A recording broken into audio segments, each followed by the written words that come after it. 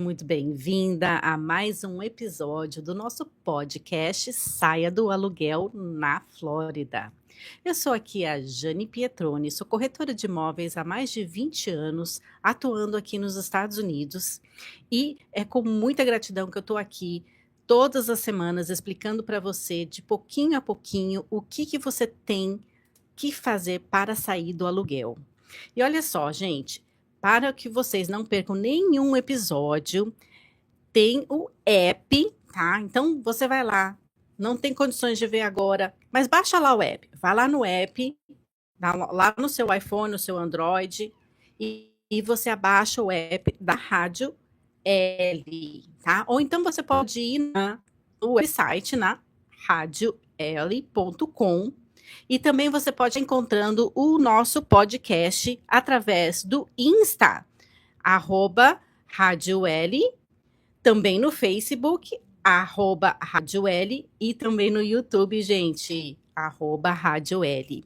E além disso, o nosso episódio também vai ficar gravado no meu YouTube channel. E o meu YouTube é Jane Pietroni 9584, e você pode encontrar todos os episódios gravados ali.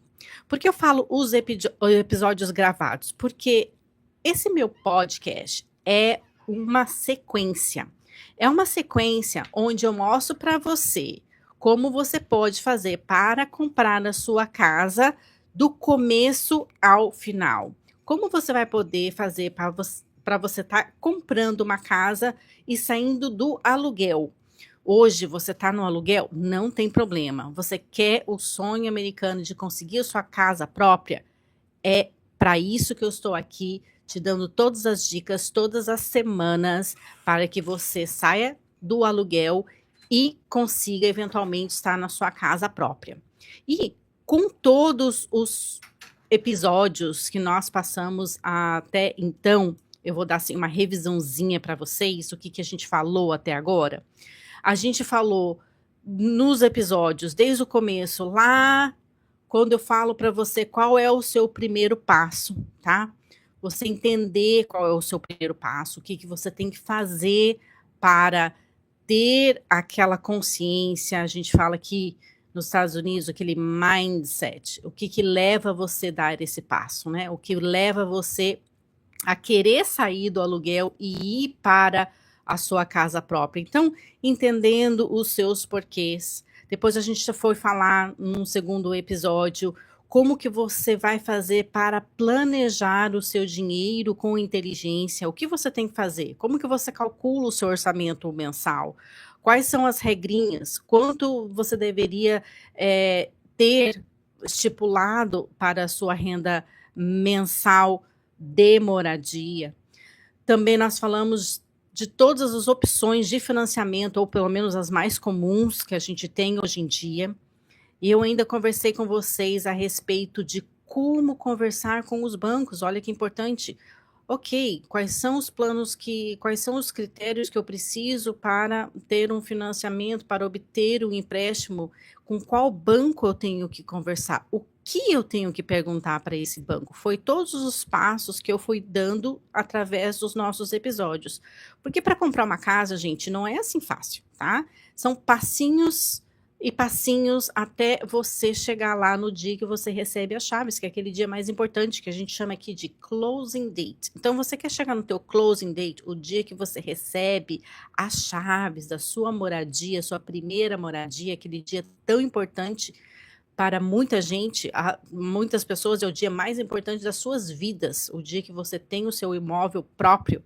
Então, é passinho por passinho, é um guia. Então, esse meu podcast, eu quero que vocês considerem como um guia. Então, de um episódio para o próximo episódio, tem uma linha de raciocínio, tem um passo. Então, começando com esses primeiros passos que eu falei para vocês, e agora eu vou continuar com esses passos, onde você vai estar no caminho certo para a sua moradia, ok? Nós falamos da pré-aprovação. O que é uma carta de aprovação, pré-aprovação? Por que você precisa de uma carta de pré-aprovação? Como você compara com um banco A, B e C? Como que você verifica a sua estimativa de empréstimo, de um banco para outro para você definir qual que é o melhor e também a respeito dos profissionais que você está trabalhando, a respeito de todos esses passos, tá. E o que que nós vamos estar falando hoje, tá. Nós vamos estar falando hoje de erros que podem impedir você de comprar. "Ah, mas como assim, Jane? Erros?" É, porque mesmo quando você já está qualificado com um banco, isso não quer dizer que você conseguiu e você está, com o dinheiro no teu banco para pagar a casa, de jeito nenhum. É só um passo. Se você fizer tudo certinho para a sua pré-aprovação e você fazer alguns errinhos naquele período que você conseguiu a sua pré-aprovação com o banco até o dia que você realmente aplica ou tem o fechamento da sua casa, você não compra, gente, você não compra. E olha só, tenho aqui 20 anos de experiência no mercado, eu já tive clientes que a gente fala assim: "A transação não aconteceu, a transação morreu", a gente fala: "A transação morreu", simplesmente ela deixou de acontecer 24 horas antes do closing. Olha que frustração, gente, eu não quero que isso aconteça com você. Então, quais são os erros? O que que é que faz uma pessoa hoje estar pré-qualificado, com uma carta de pré-qualificação na mão e chegar na hora do closing e falar assim: "Você não pode comprar mais, porque você cometeu um erro financeiro". Então o que que é isso? Vamos falar sobre isso? Isso é muito importante, gente, muito importante. Tive vários clientes que tiveram esses probleminhas e tem uns que a gente consegue consertar a tempo, gente, mas tem outros que não, tá? E pode impedir que você compre a sua casa e você feche a sua casa no dia do closing, tá? Então vamos falar sobre eles. Então olha só, a primeira coisa que eu gostaria que vocês soubessem, tá? Pré-qualificação é garantia? Não. Tá? Então, nenhuma pré-qualificação ela é garantia, por isso que ela tem uma validade, tá? Geralmente uma pré-qualificação dada a um banco, ela tem validade de 30 a 90 dias. Por que ela tem validade? Devido aos pormenores, porque ela tem a validade devido a quanto de dinheiro você tem hoje na conta, que você mostrou lá para o banco, o seu crédito que foi avaliado hoje, que foi verificado hoje. Então, ela é uma carta de pré-aprovação válida se nada das condições que foram verificadas para essa carta de aprovação não mudar até o dia que você fecha na sua casa. Então, vamos falar sobre quais são essas coisinhas que podem dar de errado depois da sua pré-aprovação, tá? Seguinte, o erro mais comum, vamos falar do erro mais comum, tá? O erro que as pessoas não pensam que pode acontecer e quando vê, aconteceu. Abrir novas contas de crédito. Ah, Jane, mas o que significa abrir umas contas de crédito? Você tem cartões de crédito, certo? Esses cartões de crédito são contas, são linhas de crédito. E, às vezes, quando você abre novas linhas de crédito, a sua pontuação de crédito cai, ok? Ai, Jane, o que que isso influencia? Olha só, como pode ser delicado. Vamos dizer que você tem hoje um crédito de 650, mas o programa que você está qualificado com o banco, ele vai até 640. Ele é um programa que você aprova, mas você tem que ter o mínimo de crédito de 640. Isso é muito comum, tá? Muito comum. E você tem 650 de crédito hoje. Tá vendo que são só 10 pontinhos? Se você abrir um cartão de crédito durante a sua compra, isso quer dizer, do momento que você recebeu a sua carta de pré-aprovação até o dia do fechamento do close. Ah, você foi numa loja. Gente, cuidado com loja, ok? Eu tive um cliente que quase que perdeu de comprar uma casa porque estava no Natal e ele abriu um Gap Credit Card. Ah, não, eu só fui fazer, ele me oferecer um cartão de crédito, estava comprando muita coisa na Gap e valia a pena. mas esqueceu que estava comprando uma casa. E quando você abre um cartão de crédito, sua pontuação cai. Se ela cair num patamar onde tem aquela linha invisível, aquela barreira onde você pode comprar e você não pode comprar, adivinha?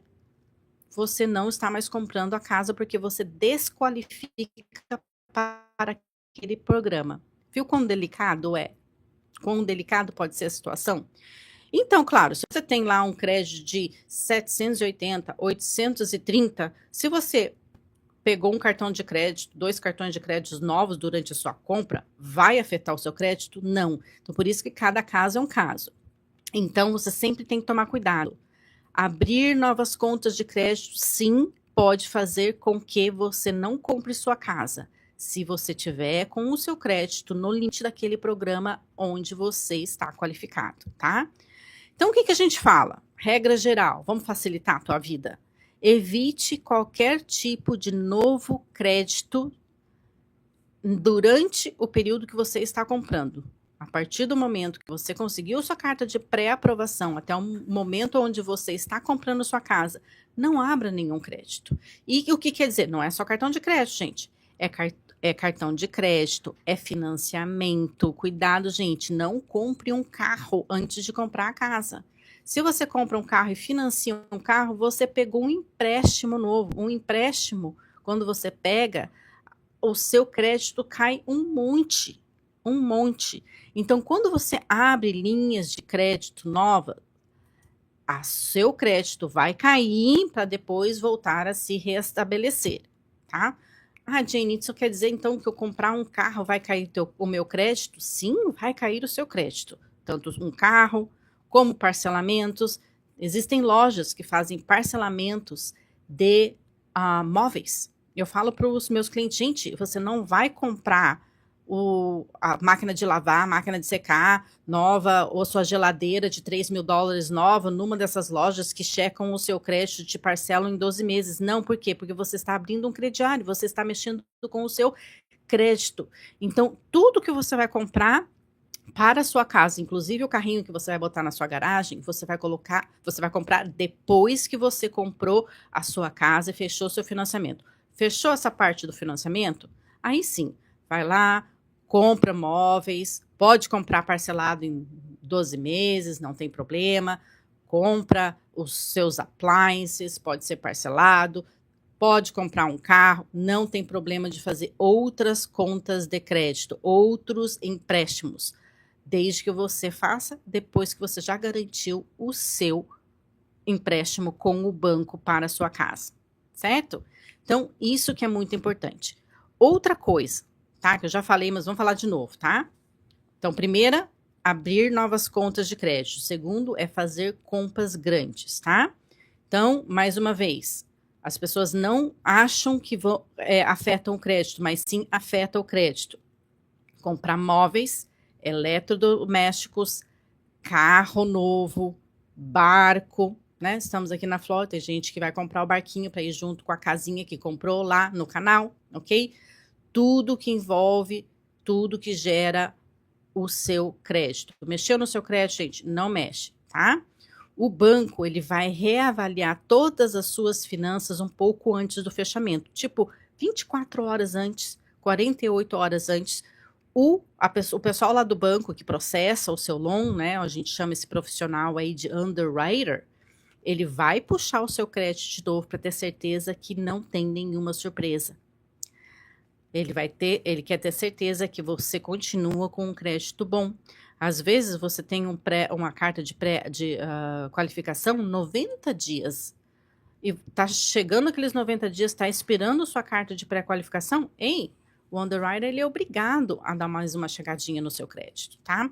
Então, não faça isso. Outra coisa, seu saldo bancário, tá?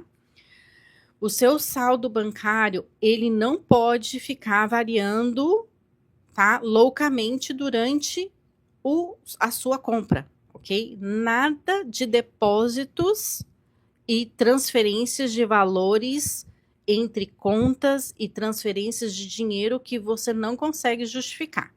Ah, Jenny, mas o que é dinheiro que eu não consigo justificar? Ok, vamos dizer que você tem um empréstimo com alguém, você emprestou aí um dinheiro para alguém. E de repente essa pessoa falou assim: olha, eu vou te pagar. Ou você até cobrou essa pessoa vai pagar. Ok? Ou até paga mensalmente para você um empréstimo. Todo o dinheiro que não é proveniente de um contrato de trabalho, ele é considerado um dinheiro que não é justificado. Não tem, a não ser que você tenha uma carta de empréstimo com uma pessoa no preto e branco, ela está pagando prestações e isso daí é comprovado entrando o mesmo valor na mesma data todos os meses. Isso sim é comprovado. Agora, de repente, entra $5.000 na sua conta do nada, sem procedência, o banco vai colocar uma bandeirinha vermelha lá no seu file, red flag, isso, esse dinheiro não tem procedência, da onde esse dinheiro. Então, transferir grandes valores entre suas contas e ter dinheiro sem procedência não pode. Isso, eles não vão te dar um financiamento se você tiver qualquer dinheiro que você não tem explicação na sua conta, tá? Uma outra coisa, gente, muito importante, infelizmente às vezes acontece, porém, às vezes a pessoa faz isso achando que vai ser um benefício no meio da transação e não é. Mudar de emprego. Ah, Jenny, mas como assim mudar de emprego? Eu estou no emprego hoje, recebi uma proposta melhor de trabalho, vou ganhar mais. Eu não posso mudar de emprego enquanto eu estou comprando uma casa? Isso é muito complicado, gente. O que acontece?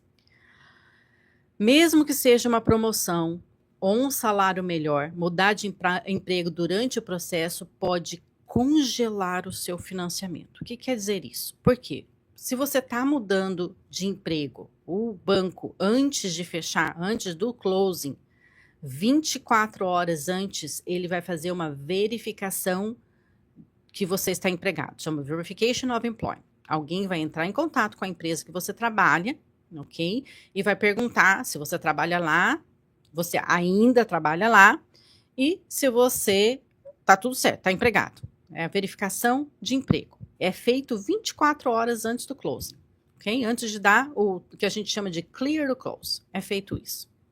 Se você não está mais trabalhando lá, fala, não está trabalhando, tá? O que acontece? O banco vai querer ter certeza que você está empregado. Então, ele vai querer ver os seus próximos 60 dias de comprovação salarial. Então, congela teu financiamento. Enquanto você não conseguir comprovar que realmente você está empregado, você não tem como fechar esse financiamento.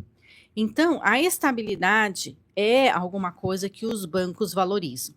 Então, antes de você aceitar qualquer mudança profissional, converse com o seu corretor e converse com o seu loan officer, com o cara lá do banco, se você pode. Às vezes, gente, mas é uma oportunidade de emprego, ok. Às vezes você vai ter que tomar uma decisão, ou colocar desistir de uma casa e deixar uma casa para comprar mais para frente, para aceitar uma proposta que não pode ser adiada, ou às vezes você conversa com a pessoa que está te oferecendo emprego e fala, olha, mas eu estou comprando uma casa, eu posso começar a trabalhar daqui 30 dias ou 60 dias, porque eu não posso ter mudança de emprego agora durante a compra? Eles vão entender. Agora, é uma decisão difícil de vez em quando, a pessoa tem que tomar? Sim, mas isso atrapalha o empréstimo, faz congelar o seu empréstimo se na hora, 24 horas antes deles confirmarem se você realmente está empregado, eles ligarem lá para os recursos humanos do seu trabalho e eles falarem, não, infelizmente essa pessoa não trabalha mais aqui. Ok? O que mais, gente? Acho que mais uma coisinha. Esconder dívidas ou compromissos financeiros, tá? Então, o que significa isso? Tá tudo verificado, ok? Agora, se você tiver um financiamento em nome de uma outra pessoa, uma pensão, dívidas antigas, o banco vai encontrar, gente. Ele vai fuçar na sua vida financeira, mesmo que não saiu inicialmente no seu, detalhadamente no seu credit report. Acredite, eles vão encontrar. Então, nada de esconder dívidas que que vocês acham que o banco não vai encontrar, tá? Então, se você tem um empréstimo informal, por um exemplo que você faz para alguém, você acha que eles não estudam o bank statement que você está mandando lá para eles todo mês? Eles estudam esse bank statement, eles vão querer saber por que está saindo um certo valor da sua conta todo mês para não sei aonde. Então, dívidas que não foram faladas lá no começo, lá para o seu loan officer, elas podem sim ser encontradas pelo banco e ser questionadas depois, tá? Então, tudo tem que ser verificado, gente. Então, não esqueça que tudo tem que ser verificado com o banco e tudo tem que ser falado. Então, por exemplo, se tem uma dívida que vocês pagam, uma pensão, alguma coisa assim que você paga, já fala pro banco desde o começo, ó, isso aqui é uma despesa que eu tenho mensalmente e eu tenho mensalmente, ok? Porque tem que contar isso na sua despesa na hora do banco. Então, esconder dívidas que depois acha é muito, muito, muito ruim para o banco. E uma outra coisa que eu quero falar para vocês é o seguinte, gente. Quando vocês trabalham e vocês ganham algum tipo de dinheiro que ele é fora do normal, vamos dizer um bônus, tá? Ou é época de hora extra, tá? Esse dinheiro que entra, o dinheiro que é extra, ou um part-time que você faz de um determinado período do ano, isso tem que ser explicado, isso tem que ser reportado e verificado. A maioria das vezes, se você faz um part-time sazonal, tá? Vamos dizer que você ajuda a fazer imposto de renda para uma empresa durante a época de imposto, tá? É um trabalho aí de 2 meses. Você ajuda aí um contador, você tem um background legal e você faz um part-time de bookkeeper ou de tax preparer durante 2 meses ou 3 meses no ano. Esse dinheiro, ele não pode ser contado, tá? O banco não vai contar. Se você fala lá para o banco, eu ganho 100 mil anual, contando com um trabalho temporário, que não é um trabalho fixo, na hora que o banco vai fazer essa verificação real de quanto você ganha, vai pegar isso e vai descontar. Aí, o que você falou desde o começo, para eles calcularem no seu, de quanto você ganha, para quanto você gasta, aquele debt income ratio, tá? O que acontece? Eles falam assim, não é verdade que você ganha esse valor menos o valor do seu part-time, porque o seu part-time que você faz sazonal, ele não é fixo. Eu não posso contar com esse valor. Isso acontece para as várias profissões, gente. Para profissões até muito comuns, que a gente acha que eles deveriam contar ou não. Profissões sazonais como landscaping, profissões sazonais como a parte de médica, tá? Às vezes tem uma época que precisa mais do profissional dessa área durante um certo tempo e é só durante aquele tempo. Aí não tem mais aquilo lá e aquele dinheiro não vai entrar mais regularmente e aquele valor não vai bater. Então é muito importante, gente, hora extra, tá? Tem que perguntar e tem que explicar como você ganha a sua hora extra, se é regular, ela pode ser contada, mas se ela é irregular ou sazonal, ela não vai ser contada, isso vai mudar o seu salário final.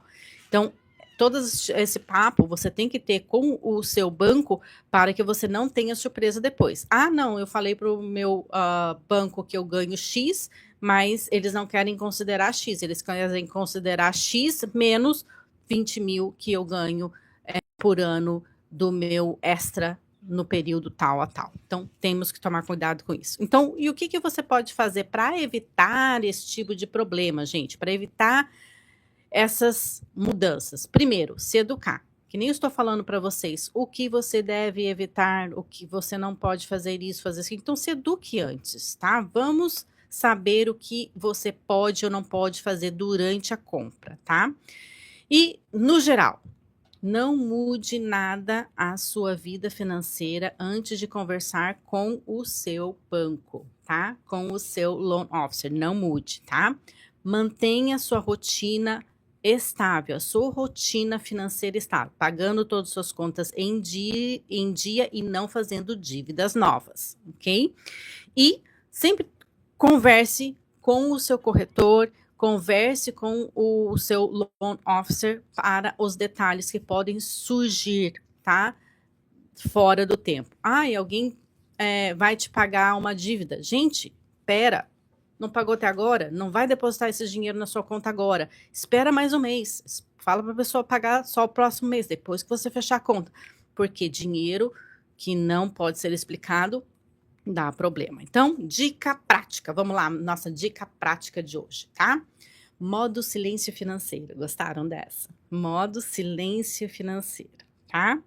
Então, na tua pré-aprovação, do minuto que você fez a pré-aprovação até o minuto que você vai pegar as chaves da sua casa, nada de mudança drástica, nada de grandes gastos, nada de movimentações estranhas ou sem orientação na sua conta. Então, a gente sempre fala silêncio financeiro, tá? E nada de falar nada para ninguém, ok? Porque a gente, enquanto não fechou, gente, a casa, não fechou a casa. As coisas podem, às vezes, não dar certo? Sim, podem. Pode ser uma desses errinhos, gente, que são erros comuns. Não é assim, meu Deus, eu não acredito que você fez aquilo.